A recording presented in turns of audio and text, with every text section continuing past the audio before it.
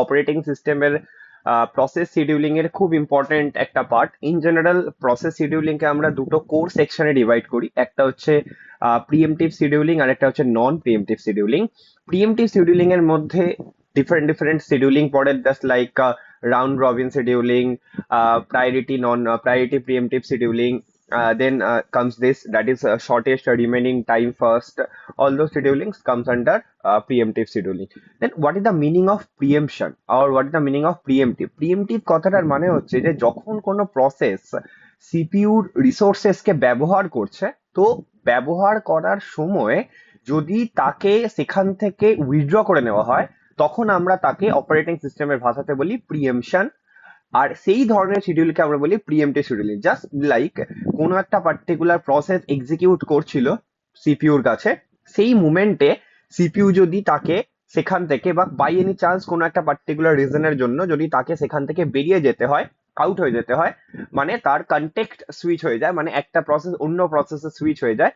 যদিও আমরা সবাই জানি যে যখন একটা প্রসেস কন্টেক্সট সুইচিং এর মধ্যে দিয়ে যায়, তখন তার যে ডেটাগুলো অলরেডি পিসিবির ভেতরে স্টোর করা থাকে প্রত্যেকটা প্রসেসের জন্য। লাইক এখানে যেরকম এতগুলো প্রসেস আছে, প্রত্যেকটা প্রসেসের নিজস্ব পিসিবি আছে। লাইক প্রসেস 1 এর একটা, প্রসেস 2 এর একটা, প্রসেস 3 এর একটা, প্রত্যেকের নিজস্ব নিজস্ব পিসিবিজ আছে।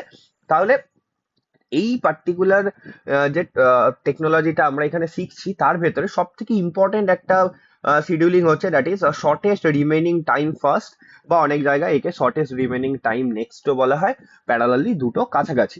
এবারে শর্টেস্ট রিমেনিং ফার্স্ট বা শর্টেস্ট রিমেনিং টাইম নেক্সট, এই যে অ্যালগোরিদমটা, এই অ্যাকচুয়ালি কাজ কিভাবে করে? এই অ্যালগোরিদমটা মোস্ট অফ দ্য স্টুডেন্টের একটু কনফিউজিং লাগে। তার রিজন হচ্ছে যে এখানে এতবার কন্টেক্সট সুইচ করতে হয়, মানে এত ডিফারেন্ট ডিফারেন্ট কারণের জন্য প্রসেসকে বেরিয়ে যেতে হয়, তার জন্য স্টুডেন্টদেরকে জেনারেলি ম্যাক্সিমাম টাইম আমরা দেখেছি যে স্টুডেন্টরা একটু এই জায়গাগুলোকে ভুল করে থাকে। তো কিরকম ভুল করে, আর এই পার্টিকুলার ভুলটাকে ইজি বা ভুলটাকে শুধরে নেওয়ার সব থেকে ইজিয়েস্ট উপায় কি আছে, সেটা আমরা এই ভিডিওটাতে দেখবো। তো আমরা দেখতে পাচ্ছি টোটাল আমাদের কাছে 6টা প্রসেস আছে, আর 6টা প্রসেসের ডিফারেন্ট অ্যারাইভাল টাইম গিভেন আছে। তো যখনই এরকম ডিফারেন্ট অ্যারাইভাল টাইম গিভেন থাকবে, তো আমরা সবার আগে কি করব, যতগুলো অ্যারাইভাল টাইম আছে ততগুলো বক্স আগে আমরা কি করব, কেটে নেব। লাইক এখানে আমার কাছে টোটাল কটা অ্যারাইভাল টাইম গিভেন আছে, 1 2 3 4 5 6, তো 6টা বক্স আছে। তো আমি দেখে নিলাম যে আমার 1 2 3 4 5 6, 6টা বক্স অলরেডি আমার যে নেট চার্ট তার ভেতরে অলরেডি ক্রিয়েট করা আছে। আর আমরা অলরেডি ওই প্রত্যেকটা বক্সে এক একটা করে টাইম স্লট দিয়ে দেবো। যেরকম প্রথম বক্স মানে হচ্ছে 1, তারপরেরটা হচ্ছে 2, তারপরে হচ্ছে 3 মিলি সেকেন্ড, তারপরটা 4, তারপরটা 5, আর তারপরটা হচ্ছে 5, আর লাস্টেরটা হচ্ছে 6। কেন আমরা এরকম লিখলাম? বিকজ অলরেডি আমরা বলেছি যে আমরা জানি যে এই যে টাইমগুলো, এগুলো সবসময় মিলি সেকেন্ডে ক্যালকুলেট করা হয়। তো যতগুলো ডিফারেন্ট ডিফারেন্ট টাইমে আমার প্রসেস এসছে, যতগুলো ডিফারেন্ট ডিফারেন্ট টাইমে আমার প্রসেসের অ্যারাইভাল টাইম দেওয়া আছে, সেটা সবার আগে আমরা কি করব, আমাদের যে নেট চার্ট সেখানে ম্যাপ করে দেবো। তাতে আমাদের যে ভুল হওয়ার চান্সেস সেটা অনেকটা কম হবে, আর আমরা বেশি স্কোপ পাবো, বেশি এক্সপোজার পাবো জিনিসটাকে তাড়াতাড়ি বোঝার জন্য। তো এবারে শর্টেস্ট রিমেনিং টাইম ফার্স্ট, মানে এটা হচ্ছে এসজিএফ এর একটা প্রিএমটিভ ভার্সন। এটা হচ্ছে এসজিএফ শিডিউলিং এ আমরা যেটা করেছিলাম তার একটা প্রিএমটিভ, মানে এসজিএফ এর যদি কখনো প্রিএমটিভ ভার্সন জিজ্ঞাসা করে, তাহলে সেটা হচ্ছে শর্টেস্ট রিমেনিং টাইম ফার্স্ট। এসজিএফ এর প্রবলেমটা কি ছিল, যে যখন কোনো একটা প্রসেস যার বাস টাইম বা সিপিইউ টাইম কম, তাকে একবার যদি সিপিইউ এক্সিকিউট করা শুরু করে, তাকে আর সিপিইউ থেকে বার করা পসিবল না, বিকজ ওটা একটা নন প্রিএমটিভ ছিল। কিন্তু শর্টেস্ট রিমেনিং টাইম ফার্স্ট হচ্ছে একটা প্রিএমটিভ শিডিউলিং, যেখানে যদি কোনো প্রসেস এক্সিকিউট করার টাইমে এমন কোনো প্রসেস এসে যায় যার অলরেডি বার্স্ট টাইম যে পার্টিকুলার প্রসেসটা চলছে তার থেকে ছোট, তাহলে তাকে অটোমেটিক্যালি প্রিএমটিভ বা প্রিএমশন হয়ে যেতে হয়। জাস্ট একটা এক্সাম্পল যদি দিই, ধরে নিই এটা হচ্ছে আমার সিপিইউ। এবার এই সিপিইউর কাছে P1 বলে একটা প্রসেস যে এক্সিকিউট করতে এসেছে, যার বার্স্ট টাইম 4। এবার আরেকটা প্রসেস এসছে P2, এই পার্টিকুলার প্রসেসের বার্স্ট টাইম হচ্ছে 3। বাট এই যে পার্টিকুলার প্রসেসটা এ এসছে 1 মিলি সেকেন্ডে, আর এ এসছিল 0 মিলি সেকেন্ডে। তো যেহেতু এই 0 মিলি সেকেন্ডে এসছে, তো এই প্রসেস P1টা আগে এক্সিকিউট করবে, মানে প্রসেস P1টা এক ঘর যাবে। তারপরে 1 নম্বর মিলি সেকেন্ডে যেহেতু প্রসেস P2 চলে এসছে হ্যাভিং লেস টাইম দেন 3, যদিও P2ও 3ও হয়ে গেছিল, তো আমরা কি করব, P2 কে আমরা ওখানে ইনসার্ট করাতে পারতাম, বা আমরা P1 কেও নিয়ে যেতে পারতাম। সেম লজিকটা আমরা এখানে দেখবো। আমরা শুরু করি, এতে আমাদের কনফিউশনটা অনেক কম হবে। তো আমি দেখতে পাচ্ছি যে 0th মিলি সেকেন্ডে P1 হ্যাজ অ্যারাইভড, P1 চলে এসছে। তো 0 মিলি সেকেন্ডে কি আর সেই মোমেন্টে কেউ এসছে? আর কেউ আসেনি। তো আমরা সঙ্গে সঙ্গে P1 কে এই পার্টিকুলার ঘরে আমরা ইনসার্ট করিয়ে দেবো। এবারে আমি দেখতে পাচ্ছি যে 1 নম্বর মিলি সেকেন্ডে একটা দাগ কাটা আছে। এই যে দাগগুলো, এই দাগগুলো আমাদের কি বলবে? এই দাগগুলো আমাদেরকে বলবে যে সেই সময় একটা প্রসেস অ্যারাইভ করেছে, আর সেই সময় আমাকে যে প্রসেসটা চলছে তার সাথে যে প্রসেসটা অ্যারাইভ করেছে তার বাস টাইমের কম্প্যারিজন করতে হবে। যেরকম আমি দেখাচ্ছি, P1 অলরেডি আমার রেডি কিউতে চলে এসছে, P1 অলরেডি আমার সিপিইউর কাছে এক্সিকিউট করছে, তো P1 1 মিলি সেকেন্ড এক্সিকিউট করে গেছে। তাহলে P1 এর এখন আর কত বাকি? তাহলে P1 যেহেতু 1 মিলি সেকেন্ড এক্সিকিউট করে গেছে, P1 এর ছিল 6, P1 এর ছিল 6, তো P1 মানে 7 ছিল P1 এর, তো P1 এর এখন বাকি হচ্ছে 6। কেন P1 এর 6 বাকি? বিকজ P1 অলরেডি এক ঘর এক্সিকিউট করে গেছে। Very good. এবারে এই 1 নম্বর মিলি সেকেন্ডে, এই 1 নম্বর মিলি সেকেন্ডে, ঠিক এই 1 নম্বর মিলি সেকেন্ডে আমরা দেখতে পাচ্ছি P2 এসে গেছে উইথ হ্যাভিং বাস টাইম 5। তো P2 এই মোমেন্টে অ্যারাইভ করে গেছে, আর P2 এর যে বাস টাইম সেটা হচ্ছে 5। এবার আমরা P1 আর P2 কে কম্পেয়ার করে দেখবো যে কার বাস টাইম সব থেকে ছোট। তো আমি দেখতে পাচ্ছি যে আমার যে P2 আছে তার বাস টাইম সব থেকে ছোট। তো ইমিডিয়েটলি কি করতে হবে? P1 কে আমার যে সিপিইউ থেকে প্রিএম্প্ট করে দিতে হবে, দিয়ে আমাকে সিপিইউর ভেতরে ইনসার্ট করাতে হবে P2 কে হ্যাভিং লেস বাস টাইম। কেন P2 এলো? বিকজ P2 যে বাস টাইম সেটা P1 এর থেকে ছোট। Very good. এবার P2 অটোমেটিক্যালি এক ঘর চলে গেল, P2 এক ঘর 2 নম্বর মিলি সেকেন্ড অব্দি রান করলো। তাহলে P2 এখন কত বাকি আছে? P2 এখন বাকি আছে 4। যেহেতু P2 5 ছিল, P2 এক ঘর চলে গেছে, তাই P2 বাকি আর 4। এবার 2 নম্বর মিলি সেকেন্ডে আবার একটা হল্ট। কেন? বিকজ 2 নম্বর মিলি সেকেন্ডে আমরা দেখতে পাচ্ছি যে P3 চলে এসছে 2 নম্বর মিলি সেকেন্ডে। এবার P3 এসছে 2 নম্বর মিলি সেকেন্ডে হ্যাভিং 3 বাস টাইম। তো আমি P3 কেও এখানে লিখে দিলাম, আর P3 এর বাস টাইম কত? 3। এবার P1 এর 6 অলরেডি পড়ে আছে, P2 অলরেডি 4 পড়ে আছে, P3 এসছে যার 3 পড়ে আছে। বা এবার P3 যেহেতু কম বাস টাইম, তো অটোমেটিক্যালি P2 কে আমার যে নেট চার্ট বা আমার যে সিপিইউ সেখান থেকে আমাকে উইথড্র করে দিতে হবে বা প্রিএম্প্ট করে দিতে হবে। তার জায়গায় আমার চার্টের ভেতরে ঢুকে যাবে P3। কেন P3 ঢুকলো? Most of the time student এখানে কনফিউশন হয়, বিকজ P3 যে বাস টাইম সেটা বা সিপিইউ টাইম সেটা P2 P1 এদের দুজনের থেকেই কম। তার জন্য কিন্তু এই কম্প্যারিজনটা করলাম, এই 3 এর সাথে 4 আর 4 এর সাথে 6। আমি দেখলাম 3 হচ্ছে লোয়েস্ট, তাই 3 কে আমি কি করলাম? এখানে জায়গা দিয়ে দিলাম। এবারে P3 ও অটোমেটিক্যালি এক ঘর চলবে, P3 অটোমেটিক্যালি ওই যে এক ঘর, ওই 2 থেকে 3 ওই পার্টিকুলার টাইম স্লটটাতে চলবে। আর P2 যে টাইম সেটা পড়ে থাকবে 2। কেন 2 পড়ে রইলো? বিকজ P2 দরকার ছিল 3, P2 এক ঘর এখানে এক্সিকিউট করেছে, তার মানে P3 দরকার ছিল 3, P3 অলরেডি এক ঘর এক্সিকিউট করেছে। কোন ঘরটা? 2 থেকে 3 টাইম স্লটে। তো P3 আর বাকি 2। এবারে এই যে 3 নম্বর মিলি সেকেন্ডে আবার একটা হল্ট হয়েছে। কেন আবার হল্ট হয়েছে? আমরা দেখতে পাচ্ছি P4 অকার্ড। P4 এসে বলছে যে আমার P4 এসে বলছে যে আমার দরকার 1 মিলি সেকেন্ড। এবার আমরা কম্পেয়ার করে দেখতে পারি P4 এর 1, এর 2, এর 4, এর 6। তাহলে কার সব থেকে কম দরকার? P4 এর সব থেকে কম দরকার, P4 এর। তো সঙ্গে সঙ্গে আমরা কি করব? P4 কে এখানে আমরা জায়গা দিয়ে দিলাম সিপিইউ কে। এবার P4 যেহেতু অলরেডি 1 মিলি সেকেন্ড দরকার ছিল, P4 এর বাস টাইম যেহেতু অলরেডি 1 মিলি সেকেন্ড ছিল, তো P4 অটোমেটিক্যালি এক্সিকিউট করে গেল। তাই P4 এর পাশে আমরা এরকম একটা ক্রস সিম্বল দিয়ে দিলাম, বিকজ P4 আর আমার নেই, P4 অটোমেটিক্যালি এক্সিকিউটেড। তাহলে P4 এর যে আমরা কমপ্লিশন টাইম সেটা অলরেডি পেয়ে গেলাম, তো সেটাকে আমরা এরকম একটা মার্ক করে রাখবো, যাতে আমাদের সুবিধা হয় এটা বুঝতে যে এটা P4 এর এক্সিট টাইম বা P4 এর কমপ্লিশন টাইম। Very good. যেই P4 এর এক্সিট টাইমটা পেয়ে গেলাম, সঙ্গে সঙ্গে আমরা এখানেও কিন্তু এই লাইনে বসিয়ে দেবো P4 এর যে এক্সিট টাইম বা কমপ্লিশন টাইম সেটা। এবারে P4 যেহেতু অলরেডি এক্সিকিউট করে গেছে, তাহলে P4 নিয়ে আমরা আর মাথা ব্যথা নেই, তাহলে P4 নিয়ে আমি আর কোনো কাজকর্ম করবো না। এবার আমার কাছে আসলো, এবার এই যে 4 নম্বর যে মিলি সেকেন্ডে যখন P4 এক্সিকিউট করে বেরিয়ে গেল, তখন আমরা দেখতে পাচ্ছি আবার ঢুকে গেছে P5। এবার P5 যেই এসছে, P5 এর যে টাইম স্লট কত বাকি? P5 এর বাকি 2। এবার কেউ যদি বলে যে স্যার তুমি P4 কে কেন লিখলে না? P4 তো অলরেডি 1 মিলি সেকেন্ড তার বাস টাইম ছিল, আর সে ওই 3 থেকে 4 টাইম স্লটে এক্সিকিউট করে গেছে, তার তো আর দরকার নেই, তাই আমি P4 কে আর লিখিনি। P4 এর আর কোনো টাইম দরকার নেই, P4 অলরেডি এক্সিকিউটেড, তাই P4 কে আর লিখিনি। P5 এসছে, P5 ওই 4 নম্বর মিলি সেকেন্ড এন্টার করেছে যেরকম আমরা দেখতে পাচ্ছি, তাই আমরা P5 কে লিখেছি। এবার দেখতে পাচ্ছি আমি P5 এরও 2 বাকি, P3 এরও 2 বাকি, P6, P1, P2 এদের 6, 4 করে বাকি, মানে অনেক বেশি বাকি। তাহলে P3 আর P5 এর এক্ষুনি সব থেকে কম দরকার। তাহলে আমি কাকে এক্সিকিউট করাবো? এখানে কনফিউশন হয়, P3 কে নেবো না P5 নেবো, এখানে যাকে খুশি ইনসার্ট করানো যেতে পারে। বাট লজিক্যালি দেখতে গেলে P3 যে অনেকক্ষণ আগে এসছে, P3 যে 2 নম্বর মিলি সেকেন্ডে অকার করেছিল বা 2 অ্যারাইভাল টাইম ছিল যার, সে অনেকক্ষণ ধরে কাইন্ড অফ অনেকক্ষণ ওয়েট করে আছে। বাট P5 সে এক্ষুনি এলো। তো আমরা যদি একটুখানি জিনিসটাকে থ্রুপুটটাকে বেটার করতে চাই, তো আমরা কি করতে পারি, আমরা P3 আর P5 এর মধ্যে কম্প্যারিজন করে P3 কে আমরা এখানে জায়গা দিতে পারি। তার রিজন হচ্ছে P3 অনেকক্ষণ ধরে দাঁড়িয়ে আছে। তো P3 অটোমেটিক্যালি 1 মিলিসেকেন্ড এক্সিকিউট করলো। যেই 1 মিলিসেকেন্ড এক্সিকিউট করলো, সঙ্গে সঙ্গে 5 নম্বরে আমরা দেখতে পাচ্ছি যে 5 মিলিসেকেন্ডে আবার P6 চলে এসছে। এবার P3 যেহেতু অলরেডি 1 ঘর এক্সিকিউট করে গেছে, তো P3 যে টাইমটা সেটা আমরা কমিয়ে এখানে করে দেবো, আমরা 1 ঘর করিয়ে দেবো। কেন কি, P3 অটোমেটিক্যালি এক্সিকিউট করেছে 1 ঘর, তো P3 আর 1 বাকি, তাই P3 কে 1 এখানে লিখে দিলাম। ওকে, P5 এর এখনো 2 বাকি, তো 2 পড়েই আছে। কিন্তু এই 5 নম্বর মিলিসেকেন্ডে কে অকার করে গেছে, অকার করে গেছে P6। এবার P6 এর কত বাকি, 1। এবার P6 এরও 1 বাকি, P3 এরও 1 বাকি। তাহলে আমি কাকে এক্সিকিউট করাবো, আমি অটোমেটিক্যালি P3 কেই এক্সিকিউট করিয়ে দিলাম, আমি আর ওয়েট না করিয়ে। আমি চাইলে কিন্তু P6 কেও আনতে পারতাম, এখানে কনফিউশন হওয়ার গল্প আছে, P6 কে কিন্তু আনতে পারতাম, বাট আমি আনিনি। তার রিজন হচ্ছে P3 অনেকক্ষণ আগে এসছে, P6 জাস্ট অ্যারাইভ। তো P6 এর 1 এর তুলনায় P3 এর যে ওয়েটিং টাইম সেটা অনেকটা বেশি হয়ে যাবে, তাই আমি P3 কেই নিয়ে নিলাম। আর P3 অটোমেটিক্যালি যে কিউ সেখান থেকে ছেড়ে চলে গেল। কেন কি, P3 আর কোনো টাইম স্লট নেই, তো P3 আমরা এক্সিট টাইম যেটা সেটা পেয়ে গেলাম। তো সঙ্গে সঙ্গে আমি P3 এক্সিট টাইমের জায়গা P3 যে এক্সিট টাইম সেটা বসিয়ে দিলাম।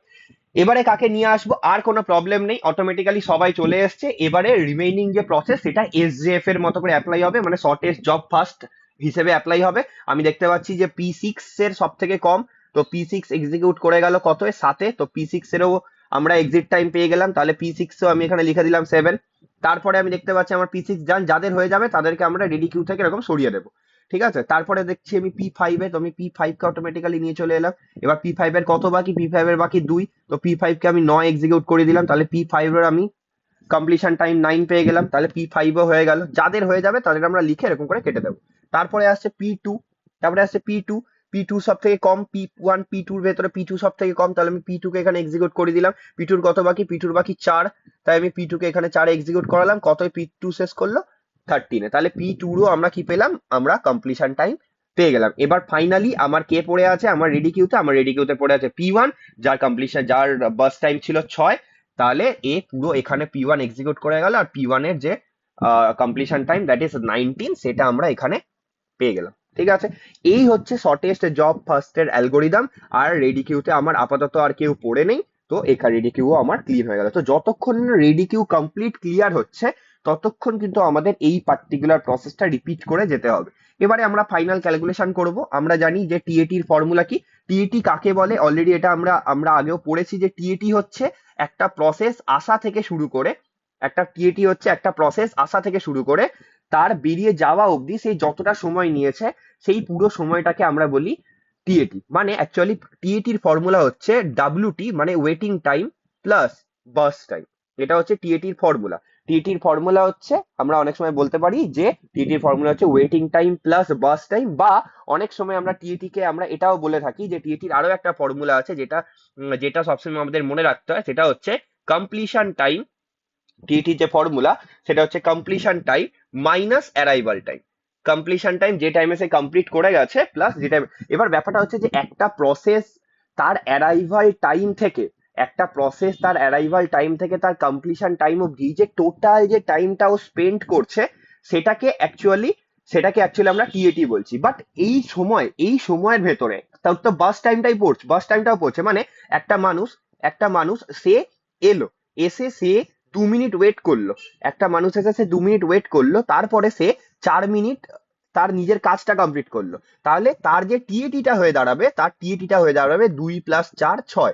কিন্তু অ্যাকচুয়ালি যদি তার আমি ওয়েটিং টাইমটা ধরি, তাহলে তার ওয়েটিং টাইম হবে 2। কেন, এটা হবে তার ওয়েটিং টাইম। ঠিক আছে, আর এটা এই যে 4 মিনিটে যে তার নিজের কাজটা কমপ্লিট করলো, এটা কিন্তু তার বাস টাইম। তার জন্য কিন্তু টিএটি কে আমরা বলি ওয়েটিং টাইম প্লাস বাস টাইম। ঠিক আছে, কিন্তু ওয়েটিং টাইম কিন্তু কখনো টিএটি নয়, এটা আমাদের মাথায় রাখতে হবে। ওয়েটিং টাইম বার করার জন্য আমাদের কিন্তু টিএটির ভেতর থেকে বাস টাইমকে মাইনাস করতে হবে। যেরকম আমি এখানে দেখলাম যে আমি দেখতে পেলাম যে আমার টিএটিটা এসেছিল 6, তাহলে 6, কিন্তু ওর বাস টাইম কত ছিল, বাস টাইমটা তো টিএটি নয়, ওয়েটিং টাইম হতে পারে না। বাস টাইম ও নিজে এক্সিকিউট করেছিল, সেই সময় ওয়েট করেনি, তো বাস টাইমটা ছিল 4, তাহলে অ্যাকচুয়ালি ওয়েটিং টাইম দাঁড়িয়েছিল 2। তো এটা কিন্তু আমাদেরকে যখন আমরা কাজ করব তখন আমাদের মাথায় রাখতে হবে। স্টুডেন্টরা ম্যাক্সিমাম টাইম টিএটি আর ওয়েটিং টাইমের ভেতরে কনফিউজ কনফিউশন হয়ে যায় যে স্যার টিএটিটা কি বা ওয়েটিং টাইমটা কি। টিএটি মানে হচ্ছে ওর আসা থেকে ওর কমপ্লিট হয়ে যাওয়া অবধি টোটাল যে টাইমটা সেটাকে আমরা টিএটি বলি, কিন্তু ওটাই কিন্তু ওয়েটিং টাইম নয়। কেন কি ওর আসা থেকে ওর বেরিয়ে যাওয়া অবধি মাঝখানে ও নিজের যে ওয়ার্ক বা ওর যে সিপিইউ টাইম, সেই সিপিইউ টাইমটা কিন্তু ও সিপিইউ কে পেয়েছে। তো যে সময় ও সিপিইউ কে পেয়েছে সেই সময়টা কোনোদিনই ওয়েটিং হতে পারে না, সেই সময়টা কিন্তু কোনোদিনই ওয়েটিং এর ভেতরে যেতে পারে না। ওয়েটিং টাইম মানে হচ্ছে সিপিইউ কে পাওয়ার আগের ক্ষণ অবধি, মানে ও এসে গেছিল তারপরে ও সিপিইউ কে পেয়েছে একটা টাইমে, সেই যে টাইমটুকুনি সেটাকে আমরা বলি ওয়েটিং টাইম। যেরকম একটা যদি গ্রাফ দেখাই, একটা প্রসেস সে এসছে 4 মিলি সেকেন্ডে, আর সেই প্রসেসটা 8 মিলি সেকেন্ড অব্দি ওয়েট করেছিল, আর তারপরে সিপিইউ কে পেয়েছে 8 নম্বর মিলি সেকেন্ডে, আর সিপিইউ কে এক্সিকিউট করে বেরিয়ে গেছে 12 মিলি সেকেন্ডে। তাহলে ও 4 মিলি সেকেন্ড ওয়েট করেছে, আর 4 মিলি সেকেন্ডে ও কি করেছে, এক্সিকিউট করিয়েছে। তাহলে ওর টিএটি গিয়ে দাঁড়াবে 4 + 4 8, কিন্তু ওর ওয়েটিং টাইম কিন্তু শুধু 4। তো এটা কিন্তু আমাদেরকে মাথায় রাখতে হবে, আমরা ওয়েটিং টাইম নিয়ে কনফিউশন হলে কিন্তু আমাদের চলবে না। তাহলে টিএটির ফর্মুলা কি? টিএটির ফর্মুলা হচ্ছে waiting time plus burst time, বা টিএটি সব থেকে ইম্পর্টেন্ট, যেহেতু আমরা এখনো পর্যন্ত ওয়েটিং টাইম বার করিনি, তার জন্য আমরা কিন্তু সেকেন্ড যে ফর্মুলা, আমাদের যে সেকেন্ড ফর্মুলা, সেই ফর্মুলাটা দিয়ে টিএটির ফর্মুলাটাকে বার করবো, that is completion time minus arrival time. তাহলে অলরেডি আমার এখানে কমপ্লিশন টাইম আছে, দ্যাট ইজ 19, অ্যারাইভাল টাইমও দেওয়া আছে। তাহলে সেটা বসিয়ে আমরা এখানে আমাদের যে ভ্যালুস গুলো, সেই ভ্যালুস গুলো কিন্তু আমরা এখানে ডিরাইভ করব। তাহলে টিএটি প্রথমটা টিএটি কত দাঁড়াবে? ফার্স্ট যে অ্যালগোরিদম, ফার্স্ট যে পি1, তার টিএটি হচ্ছে, তার যে কমপ্লিশন টাইম 19 আর অ্যারাইভাল টাইম হচ্ছে 0, তাহলে 19 - 0 এর টিএটি গিয়ে দাঁড়ালো 19। তারপরেরটার গিয়ে কত দাঁড়ালো? 13 - 1 উইচ ইজ 12। ওকে, তারপরেরটার গিয়ে দাঁড়ালো 6 - 2, এর ওয়েটিং টাইম হচ্ছে 4। তারপরেরটা গিয়ে দাঁড়ালো 4 - 3, এর ওয়েটিং টাইম গিয়ে দাঁড়ালো 1, এর ওয়েটিং টাইম হচ্ছে 1। তারপরে হচ্ছে 4 মাইনাস, এর কমপ্লিশন টাইম ছিল 4, তাহলে 4 - 3, ওকে ডান। আর তারপরে হচ্ছে পি ফাইভ এর টিএটি হচ্ছে, পি5 এর কমপ্লিশন টাইম হচ্ছে 9, তাহলে আর এর যে অ্যারাইভাল টাইম হচ্ছে সেটা হচ্ছে 4, তাহলে 9 - 4 gives 5।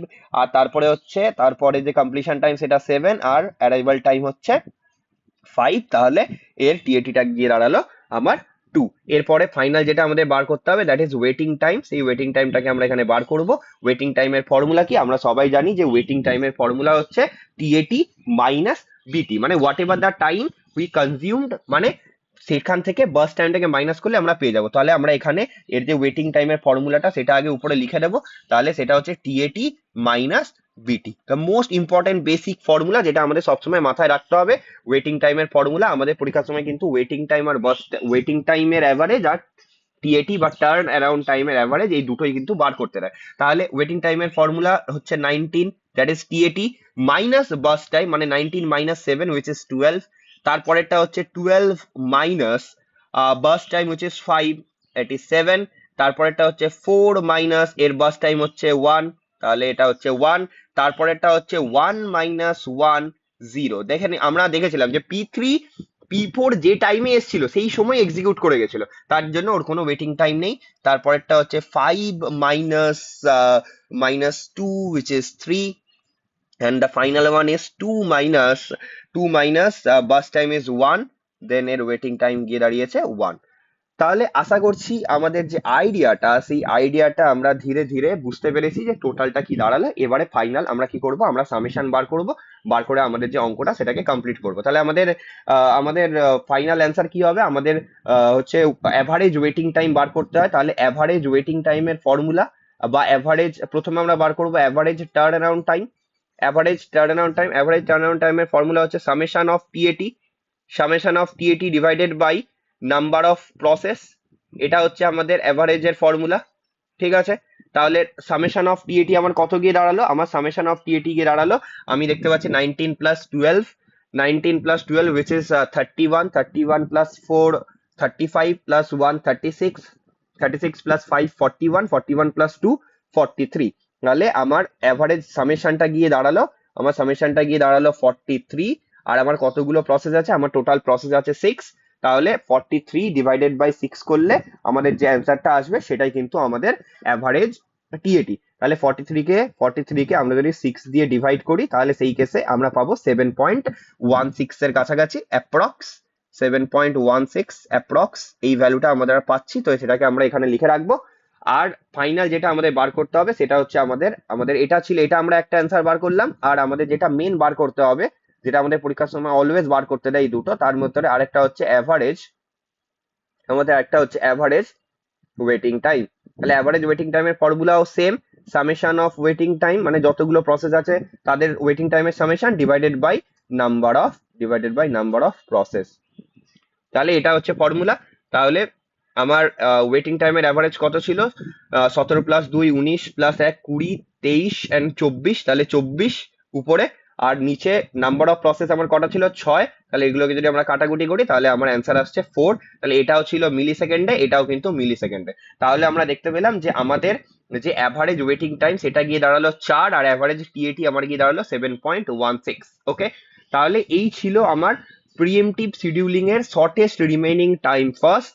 ঠিক আছে, কারুর কোনো রকমের প্রবলেম হলে কমেন্ট বক্সে জানাতে পারো, আমি উত্তর দেওয়ার চেষ্টা করবো। ঠিক আছে, আশা করছি সবার ভিডিওটা ভালো লেগেছে। যাদের ভিডিও